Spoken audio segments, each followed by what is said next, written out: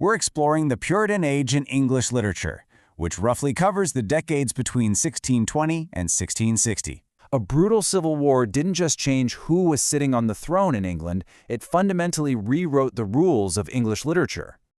All right, let's set the stage with Section 1, Revolution and Religion. To really wrap our heads around this literary shift, we first have to trace the sheer, staggering chaos of 17th century England. We kick things off around 1620, bridging the end of the colorful Renaissance into a much more tense era. By 1642, the entire country plunges into the English Civil War, and this peaks in 1649 with a massive systemic shock. They actually execute King Charles I. From there, Parliament and Oliver Cromwell's Commonwealth take absolute power, ruling until the monarchy is finally restored in 1660. I mean, just imagine trying to sit down and write a poem or a play while the very foundations of your country are literally being dismantled and rebuilt outside your window. So what exactly was driving this era? It was the Puritan movement. These were folks within Protestantism who wanted to strictly purify the Church of England of any leftover Catholic rituals. They put a massive emphasis on individual conscience and direct personal engagement with Scripture. But here is the part that profoundly impacted writers. They aggressively promoted plain living and held a very deep, almost paranoid suspicion of flashy ornament. And that wasn't just in church worship. That meant art, too. The crucial takeaway here is that this wasn't merely a political shift. It was a deeply religious crusade seeking to strip away flashy ornamentation from every single aspect of daily life. And that absolutely included the written word. Which brings us to Section 2, From Wit to Introspection. Let's look at this massive cultural pivot. Think back to the Elizabethan and Jacobean eras for a second. That was all about elaborate wit, sensuousness, courtly themes, and highly ornate, flowery rhetoric. But as Puritan political power rose, everything flipped. Literature took a hard left turn toward intense religious introspection, explosive political controversy, and moral allegory. The Puritans demanded a plain style in prose. They valued crystal clarity and direct address over all that fancy rhetoric of the past. They wanted work that was grave, morally earnest, and deeply engaged with theology. And that leads us right into Section 3, the death of drama. This was an abrupt shockwave that totally changed the game. Seriously, consider this radical thought experiment. What would actually happen to our society if all movies, TV shows, and video games were suddenly declared illegal and totally shut down today? How would people react? Where would all the writers, directors, and actors even go?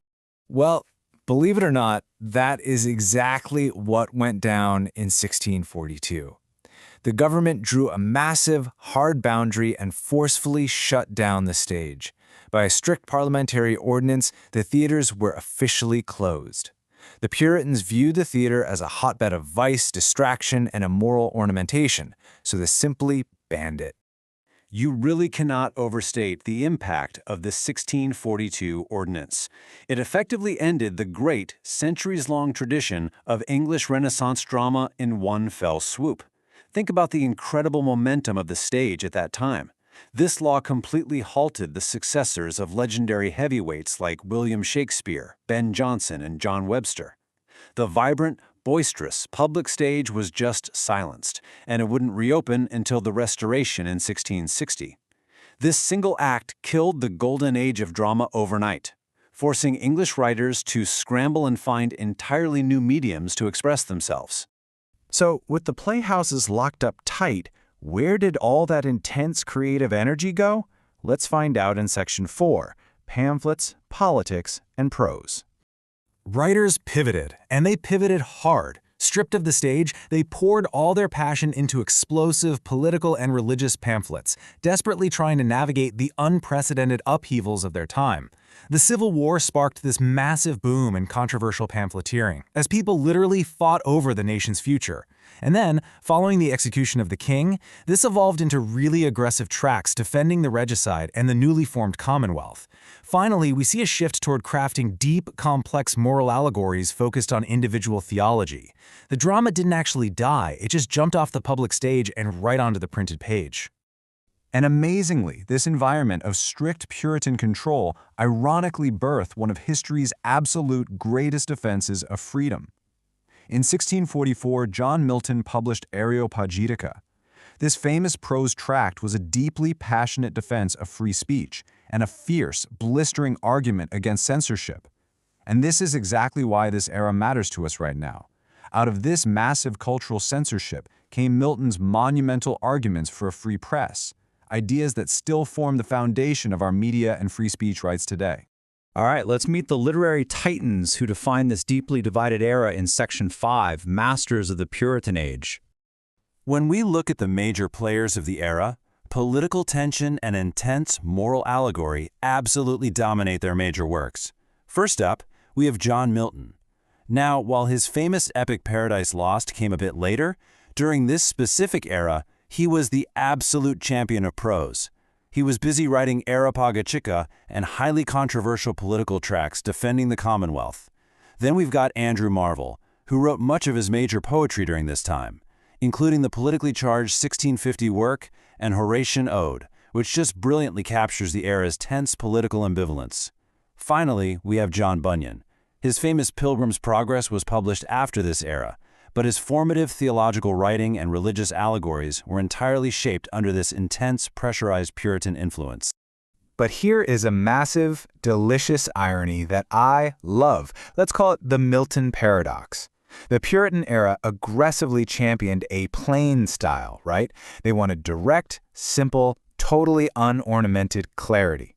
Yet, its undisputed dominant literary figure, John Milton, was famous for his incredibly complex, elevated, and highly ornate rhetoric. It just goes to show that even within the strictest ideological movements, absolute artistic conformity is almost impossible, and true genius tends to break the very rules it supposedly stands for. And hey, we definitely shouldn't forget that the earlier metaphysical poetry tradition did survive this massive cultural purge. It just adapted. Poets like Henry Vaughan carried the torch right through the Puritan years. Even writers who died just before the era properly began, like George Herbert, cast a massive, undeniable shadow over this period. The metaphysical genre didn't vanish. Instead, it became heavily inflected by the intensified religious feelings and the sheer national crisis of the day. The poetry turned inward, becoming this deeply private space for spiritual wrestling, while the public world outside was literally at war. As we wrap up this explainer, I want to leave you with a final thought to ponder. We've seen how the Puritans shut down the theaters, demanded a plain style, and forced creativity into intense political pamphlets and private poetry. But when the dust finally settled and the monarchy was restored in 1660, when a society completely upends its political and religious foundations like that, can its art ever truly go back to the way it was? The answer is a resounding no. The Puritan age permanently changed the trajectory of English literature, setting the stage for the highly structured, rational, and rule-bound approach of the neoclassical writers who followed. It's a wildly fascinating transition. Thanks for joining me on this explainer, and remember to always keep questioning the history behind the words you read.